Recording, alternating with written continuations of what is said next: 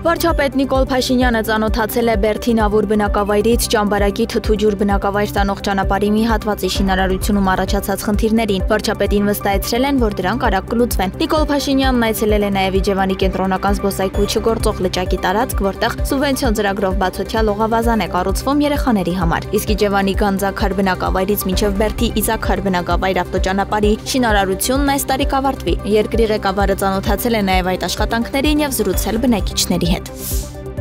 Ազգային ժողովի նախագահ Ալեն Սիմոնյանը մայիսի 5-ին ընդունել է Հայաստանում Ռուսաստանի Դաշնության դեսպան Սերգեյ Կոպիտկինին։ Զրուցակիցների քննարկումների առանցքում են եղել երկկողմ, նաև միջխորհրդարանական հարաբերություններին վերաբերող թեմաները։ Մայիսի 5-ին Պաշտպանության նախարար Սուրեն Պապիկյանի գլխավորած պատվիրակությունն աշխատանքային այցով մեկնել է Հունաստանի Հանրապետություն։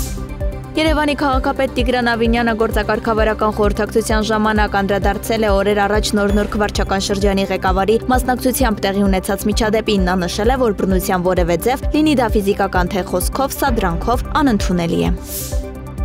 Պերուի մայրաքաղաք Լիմայում պատանիների եւ երիտասարդների աշխարհի առաջնությանը գերծանր քաշային պատանի ծանրորդների պայքարում Հայաստանի հավաքականի անդամ Հարություն Հովանեսյանը պոկում վարժությունում 3 հաջող մոտեցմամբ բարձրացրել է 140 կիլոգրամ, 145 ու 150 կիլոգրամներ։ Այս ձևում մեր մարզիկն արժանացել է ոսկե մեդալի։ Հրում վարժությունում Հովանեսյանը բարձրացրել է 173 կիլոգրամ, երկամարտի 223 կիլոգրամ արդյունքով Հովանեսյանը դարձել է պատանիների աշխարհի առաջնության փոխչեմպիոն։